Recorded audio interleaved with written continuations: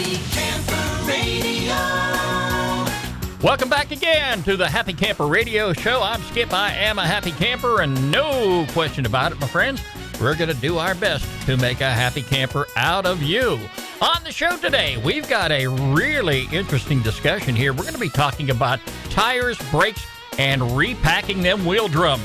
Oh, yeah, if you've got an RV, this is one thing you don't want to overlook because anything can happen out there on the road.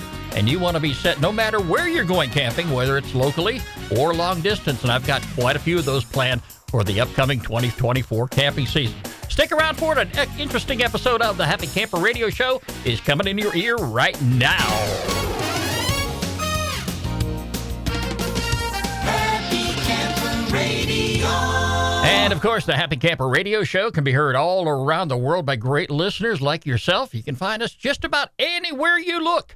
You got one of those podcast directories you have as logged in as your favorite, put Happy Camper Radio in the search engine. You're going to find us right there. Of course, we're on the web 24/7 at www.happycamperradio.com. You can like us on Facebook, follow us on X, and, of course, you want to subscribe to our YouTube channel and watch how we do the show right here in the studio.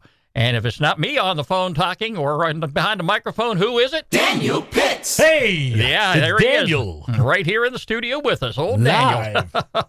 In color. Yeah, that's for sure. 4K color. Whoa! Yeah. So, Daniel, I know. You can see all the splotch marks and everything. you know, I'm telling you, I'm not trying to lay into you, okay? Because I know you're working, but, you know, I tell you, I cannot help getting excited about this year's camping trips that I have lined up because I made sure early on that I had the time to sit down at my computer, plan things out, and know that I'm going to be home this time, and this time I'm going to be back out on the road. Nice. Now, this has been an interesting week for me because this past week I have been de-winterizing the RV.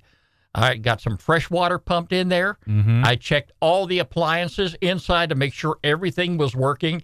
That includes the oven, the stove, the microwave oven, the air conditioner, the refrigerator, especially the refrigerator, after I went through that bit of nonsense. Okay. But yeah, I pumped that up. The freezer and the refrigerator are working just fine. Nice. But now I'm still not quite ready to go out on the road. Okay. I'm 3 weeks away from that big camping trip out in South Carolina, the Myrtle Beach Grand Design Rally. It's my very first one that I'm going to be going to. My brother's coming down from Pittsburgh. Yeah. And if all goes well, I'm planning to do a show from out there. Cool. So, yeah, it's going to be a lot of fun. We've got some relatives out there in the Myrtle Beach area that we'll plan on visiting probably Sunday after the rally is all done and over with because I plan on staying a couple extra days. Okay. But right now, the RV is really not quite ready to go out on the road because I've got some last-minute preparations that I want to take care of. Okay. Now, folks, you know, a lot of times, you know, we can get really caught up in the excitement and not stopping to realize that we didn't check everything we needed to check before taking our unit out there on the road. Now, if you're camping here in the metro Atlanta area, don't think for one moment that you cannot pick up a piece of metal or steel or something in one of your tires that's going to require you to have that tire replaced before you reach your destination. Oh, yeah, definitely. Okay? If you don't think it can happen, drive the highways in metro Atlanta and you will find out. We learned that problem last year when we were traveling down to Florida. Remember, I had a blowout on the road, okay, and it was one of my truck tires. Okay, so I want to make sure that I have all my tires checked. And last time I did check them, and they're all in pretty good shape. I think they're going to get me through the season. But before I go any further, Daniel, I've got something here. A good friend of mine who I worked with in the sheriff's department for many, many years, Greg Loth. Okay. He was one of my camping buddies. He retired long before me. Oh, wow. I was in one of those situations, Daniel, where I'm going like, oh, my heavens, you know, I've got so many more years. Here's Greg retiring. What am I going to do? All right, yeah. But he's up there in his ages now, but, you know, hey, he's still around, and that's the important thing. I've been meaning to do this, and I told him I was going to do it a number of times. And, you know, I get caught up into the conversation between you and me and guests that we have on the program, and I totally forget it. But I'm not going to forget it today. The last time we went camping up in Hiawassee, he told me he had something for me. Okay. That he wanted to give me. He wouldn't tell me what it was. All right. Okay, but when we got up there, he showed it to me, and I said, wow, you know what? I'm going to show this off on the show. Okay. Now, that was a few months ago, but I remembered it today. Okay. And I'm not going to go ahead and waste another day forgetting about it. Look what he gave me. I got a little plaque here. Oh, nice. It says Skipper. Nice. Now, Daniel, you know what I'm thinking I'm going to do with this? What's that? I'm going to go ahead and attach this to the screen door on my RV. Ah, okay. So if you come to visit my RV at my campsite, you're going to be coming to visit Skipper. Are you going to wear the All right? hat too? You could wear the hat. Well, I can't really put this on the hat. Well, I'm unless saying, but you could wear a skipper hat. I could wear a skipper hat. All right. I mean, I've got a lot of camping hats out there. I've Yeah. got, from our friends Jody and Heidi, they gave us those Grand Design hats. Oh, yeah. My brother got one, Happy Camper cap. Oh, So yeah. I've got a I got to good get one of those collection. wheel covers. I don't feel appropriate without a wheel cover. You will. Your day's coming. All right. But, that's something we're going to talk about on the Oh, program yeah. today. You like that All right. segue? Yeah. No, we started the program off by talking about tires. You want to make sure that you have good tread on your tires. Mm-hmm. And by all means, you want to make sure that you have a spare tire for We have your two. tow vehicle and a spare tire for your towable. We brought two we have one on the back of the pop-up, then we put one in the back. Just I'm in glad case you're something prepared. happened. That's something that Deidre was kind of worried about because my parents, when they had their pop-up, they had a blowout and they didn't know about it, and it ruined a lot of the inside of the camper, and they had to get that fixed. Oh, yeah. Because they didn't know about it for a while. So yeah, The things happen. they Things do. can happen. Oh, and, yeah. And I always say it's always going to happen to me. But anyway, I should have done this last year, Daniel, and I didn't do it. But I wasn't going to waste any time before I hit the road this year. I went out this past week onto Amazon, and I bought myself a tire minder. Aha. Daniel, these things are really neat. Yeah. Okay. Here is the monitor right here. Okay. Now, if you can see, I've got it turned on. Mm-hmm. We are inside the studio. We are behind a brick wall. The RV is on the outside.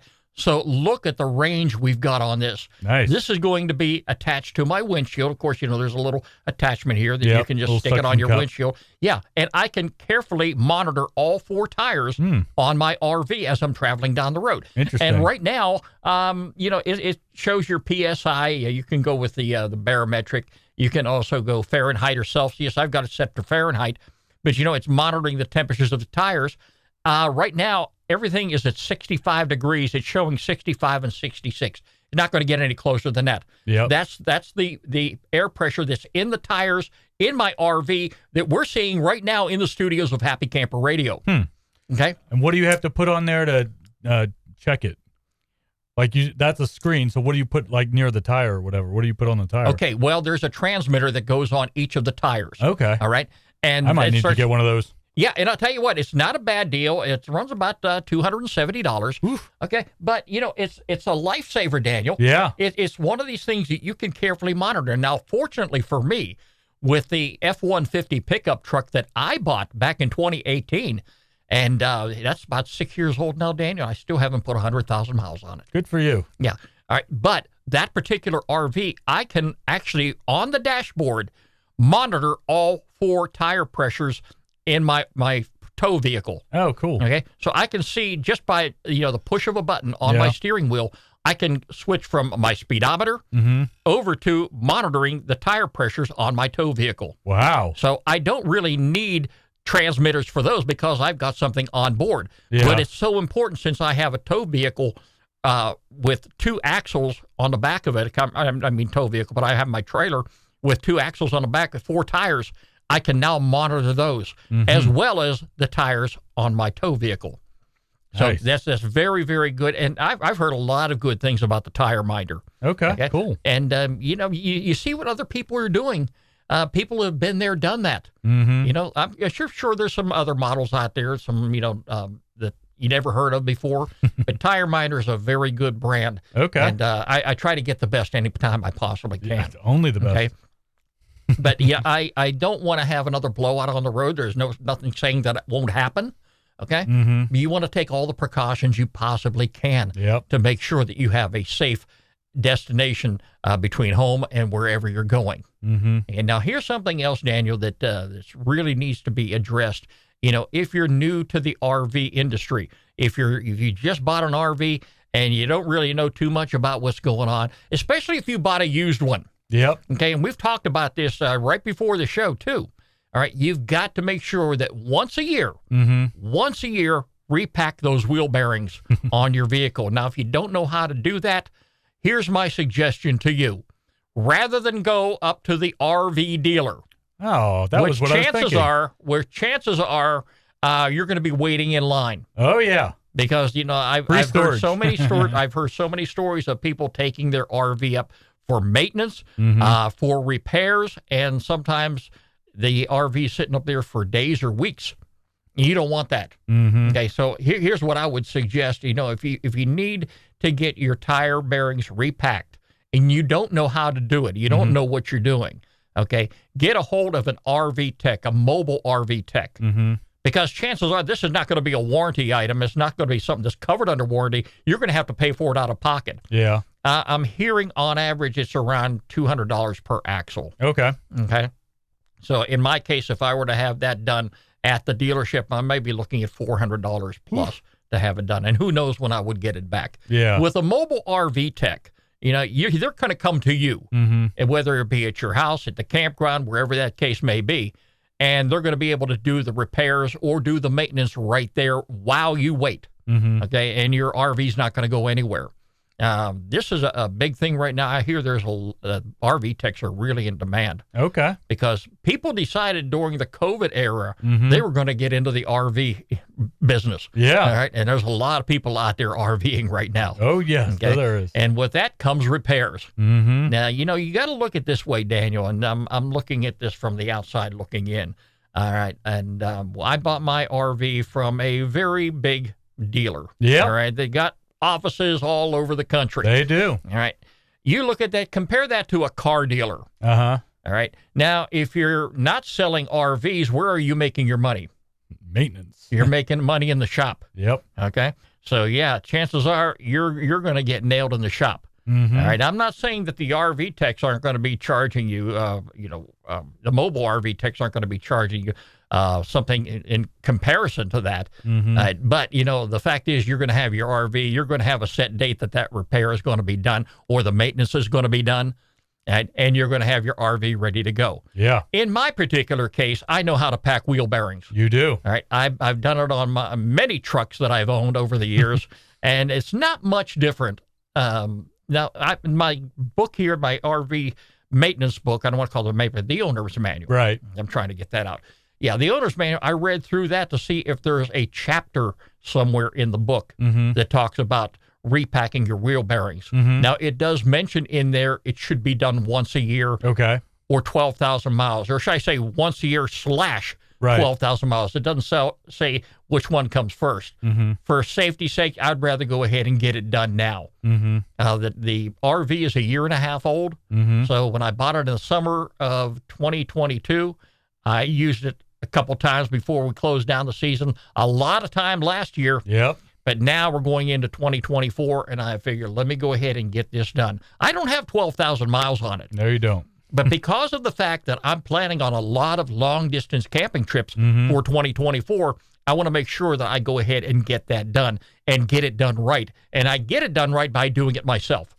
Okay? It's going to probably be an all-day job because I got a dual-axle RV.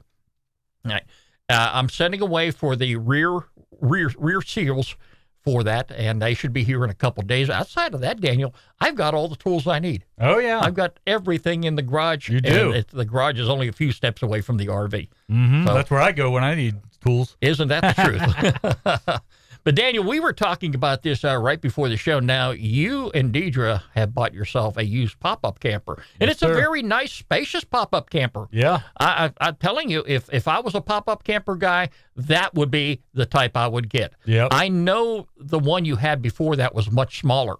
It looked like it was to me. Yeah, I don't know. Maybe. I don't know. It's been so long ago. I know we had such a problem with that they had a little compartment in the front, and it was all cracked and stuff. I don't even remember, what it looked like, but I think it was smaller. I know it was a Coleman, but yeah, but I like this one a lot. It's really nice, and we've kept it under cover for the most part, and I'm happy with it. I mean, I'd like to eventually get a propane tank on there and maybe use the heater. I always like to have everything work in the trailer, and I don't know. We haven't gotten everything working. Well, like yet. we talked about before the show, we've got that water line issue that cropped up on you while we were down in Florida. So we never use the water inside, so it's like. Well, you obviously wanted to. That's why you wanted to buy a park. I just want stuff to work, even if I don't use it. I want to know that it works, because we were camping one time and we had like an electric heater, but it was not doing the job, and we were freezing. And there's a heating system in the trailer. We just don't have a propane tank to hook it up. And we're probably going to have to replace the hoses to go to that if we're going to do that at some point. So, yep. Right. Okay, but you've had that particular pop-up camper how many years now? 4 or 5? Maybe 6, 7. Maybe 6 years, okay. I'm trying to think. Yeah, probably 6 or 7. All right, but you have not all that time went out and got your wheel bearings packed on that. No. Now, you have a single axle on that, so you only have 2 tires. Mm-hmm. But the fact is, and I should have thought about this before you drove down to Florida, all right, because, yeah, that's the last place you want to have a wheel bearing go out is on the interstate between Georgia and Florida, all right, and you're going to be down for the count. And what would cost you a little bit of money here would cost you a fortune out there on the road. Yeah. So do you plan on taking your pop-up camper to Indiana? No. Okay. We're just driving up there and getting a hotel. Oh, here we go with a hotel. He's not gonna stay in a tent. Here's the co-host of Happy Camper. Not go camping. Stay in a hotel. Okay, I understand. No, that's all right, Daniel. But the bottom line is, before you go out next time, okay, with that pop-up camper, I'm going to bring my tools over. We're going to get that job done. Yeah, we'll probably do something in May. Okay. Well, that'll be fine. Well, the only thing about Indiana in April is like we're going up there to see the solar eclipse, and based on what the weather looks like, we have to be very flexible. We might have to go who knows how many miles to see it clear. If you're around and it's cloudy, then it's all a waste. So it's a very big shot in the dark. Well, I'm not going to go to Indiana with you. I appreciate that. And because, it will be raining and everybody will be dodging for cover. All right. So, That's the worst thing to happen. I'll let you during go the up solar there eclipse. and have a happy little mini vacation, if you want to call it that. But no, I'll tell you what, have a good time while you're there. And we'll definitely look forward to doing something in May. And hopefully it'll be something locally. Maybe we can get tied up again like we did in Florida. I'm going down to Brunswick with you at the end of April, so we'll try to do something in May. Usually that's when our camping or vacation season kicks off, so we'll see what happens. But I want to bring this out here because for people who are seasoned, who have been RVing, and of course people who live their life out on the road on the RV, and I'm very jealous of people like that. All right, yeah, they already know what to do, but if you're just now getting into the RVing business or RVing lifestyle, this is something you definitely want to consider as part of your routine maintenance. Right? A lot of pros in the industry will tell you 12 months or 12,000 miles, whichever comes first. Right? But, for safety's sake, I think, for me anyway, I would feel more comfortable pulling that RV out of the driveway, knowing that I'm going to get to my destination and I'm not going to have any problems, at least with wheel bearing issues. That's the last thing you want to have happen. In your owner's manual, does it say like all the things you're supposed to do every year or so, like a little checklist and stuff? There's a couple pages at the back of the manual that tell you here's something you need to check, like every 3 months. Check every season before and after. Something you need to do annually. Now, in the case of the wheel bearings, like I said, I was looking for something like that in the manual, and it does mention something briefly. But they say take it to the dealer and have a qualified, certified RV tech to look at it. Do they have like those books? I know there's a 1,000,001 YouTube channels, but you remember those books like the Haynes books, like for cars? It tell you how to do different things. I wonder if they have those for RVs. I wonder if they've got anything. That's something they should have. I don't believe anything. Well, I think the thing about RVs as opposed to cars is like you use a car every day and you hear like a knocking or a ticking and you know you need to do something. But like with an RV, you don't take it out that much and you don't realize that it's almost the same as a car. You have to do all this maintenance to it and you don't really think about it, so it kind of gets overlooked, you know? Right. And Daniel, and that's the reason I say, some folks out there can't afford a new RV, and I understand that. All right. And if they find one that's used, somebody selling one that may have been on the road for quite a long time, they may not have that owner's manual.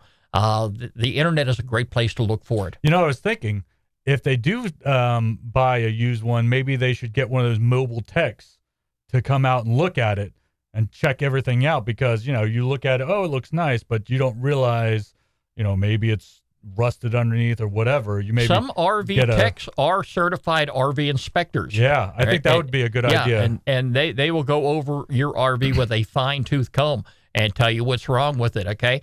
And, if there's a price tag on there that's in your ballpark area, the RV tech might tell you, hey, you're paying a little too much money for something that's going to need a lot of repair. You probably get a discount. Like if the guy says, well, this wrong, this wrong, this wrong, and they want, $10,000, we're like, I'll buy it. Since all this is wrong, I'll buy it for $6,000 or whatever. That's what's so great about negotiations. All right. And, and I did that when I bought my RV up at the dealer. Okay? Oh, yeah. But I've heard about that. Yeah, Daniel, the thing is, I went ahead and with my particular RV, I did what I saw on YouTube. Now, it's something that they're not going to talk about in the manual. But, if you've got an RV like myself and you want to go ahead and do those repairs yourself, I come to find out, well, on the back of your axle, there's a tag back there.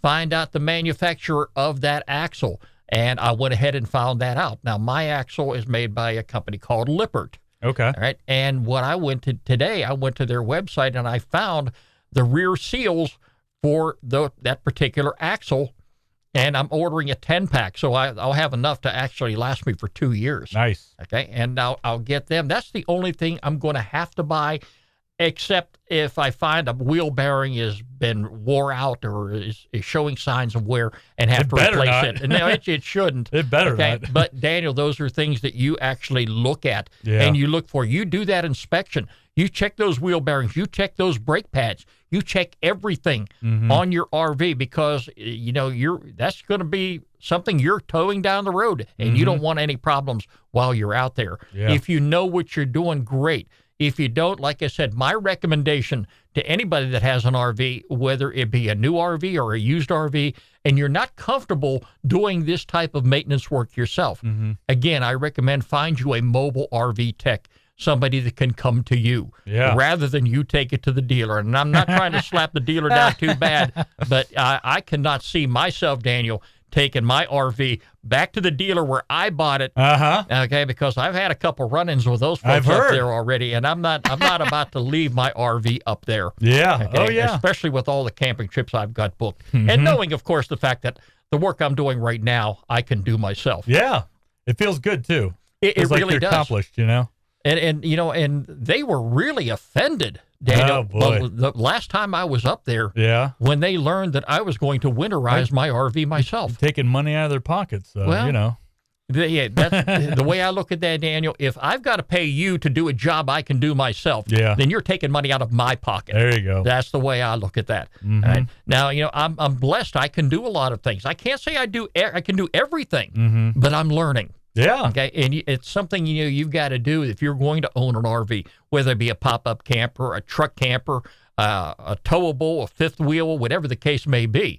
If you can learn those things and you've got the tools and the ability to go ahead and do those repairs yourself, that's going to save you a ton of money. Yeah. Because, Daniel, things do break down. Oh, yes, definitely. They will break down. And there's nothing you can do to stop that from happening. So we've got a great time to look forward to this summer, and I'm hoping to get connected up with you and Deidre, and we got to get your sister along on one of these trips. Yeah, we'll see what she can do. I don't know. Okay, she's mobile. She's mobile. Well, she works. We'll find out. We'll find out a campground where we got Wi-Fi. And there you go. You'll be on your phone all the time. I will. Yeah. Look for geocaches. No, you can look for me sitting right there on the patio. Yep. Right there in my RV with Sadie parked right next to me. Oh, yeah. And I've got a lot of trips like that up on Lake Lanier, Lake Allatoona, and I'm going to be out there in Myrtle Beach in just 3 weeks from now, and I'm so looking forward. Daniel, it's time now for our featured campground of the week, and that's right here on the Happy Camper Radio Show. HappyCamperRadio.com. Oh, yeah. Doesn't that sound good? Yeah, that's a different one. I like that. It is, yeah. And Daniel, I tell you, this time, this week, I want to take you out to the state of Michigan. Uh-huh. Okay, have you been up on Lake Michigan before? I went to boot camp next to Lake Michigan. I think the last time I was on Lake Michigan, I think I was in middle school. Okay. That tells you, give you an idea just how far back that really is. Okay, but this week, Daniel, I want to take you out to the Hiawatha National Forest. It's near St. Ignace. Okay. I hope I pronounced that right. It's Close enough. Okay, close enough. But I'm going to take you out to the Carp River Campground. Mm-hmm. Daniel, the Carp River Campground is nestled in a quiet, rustic setting adjacent to the Carp Wild and Scenic River. Carp River Campground is an ideal place to get away and enjoy the outdoors. All the campsites, are wooded and shaded from the hot summer sun, which is something I cannot stand. Me and the sun have never gotten along. Cold temperatures, that's another story. Yeah. Each site has a table, a fire ring, drinking water, and vault toilets. They're also conveniently spaced throughout the campground. A lot of information is right there on the website, and I'm going to have a link to it all week long on happycamperradio.com. Just click on the featured campground tab. You'll find it right there. And as always, I make mention, need to know, things that you need to know before you go. Check out the reservation system on this particular campground. Now, check-in time here is 2 p.m. Early arrivals are going to be charged for the previous day. Oh, my gosh. So, yeah, you don't want to get there any earlier than 2 o'clock. Now, this location also doesn't have an office. They have a self-pay station right there. So, no, I don't think there's going to be a campground host. You're going to be dealing with the kiosk. Reservations cannot be changed at this location. This you'll find right there under the need to know before you go. Also, remember, don't move firewood. Protect your forest from those tree-killing pests. You can do that by purchasing your firewood locally and burning it on site. For more information, visit don'tmovefirewood.org. Also a link for it, too, on happycamperradio.com. This is a great campground if you're out there in the state of Michigan. Take the drive on out there, and you want to get away from the sun, hey, there's a campground to do it. It's the Carp River Campground, and it is our featured campground of the week right here on the Happy Camper Radio Show. Skip and Daniel on happycamperradio.com. And without question, if you have a campground you want to feature on the program, get in touch with me, Skip, S-K-I-P, at happycamperradio.com, or this guy right here. Hey, it's Daniel at happycamperradio.com. You're advertising for a law firm. I am. Better call Saul. You just never know what you're going to find when you got Daniel in the studio. But I tell you what, folks, thank you so much for joining us. Always a pleasure to have you along right here on the Happy Camper Radio Show, and we're going to be doing it again real soon. So, Daniel, let's get you all set, all ready to go. I got to take a picture of that placard where my bearings are. I had no idea. Okay, well, we're going to get you fixed up, because if you're going camping with me, I don't want to have to come back and rescue you from roadside. There you go. Remember, friends, every pet deserves a loving home. I want you to do exactly as I did. Visit your local shelter and adopt a pet today. We're on the web 24/7 at www.happycamperradio.com. Like us on Facebook. Follow us on X. And with that question, visit our YouTube channel where you'll see Daniel and I in the studio. The Happy Camper Radio Show is a presentation of Skip Huber Productions. I'm Skip. I am a happy camper. Daniel's a happy camper. Stick around with us long enough, we'll make a happy camper out of you. Thanks so much for joining us. Bye-bye, everybody. Happy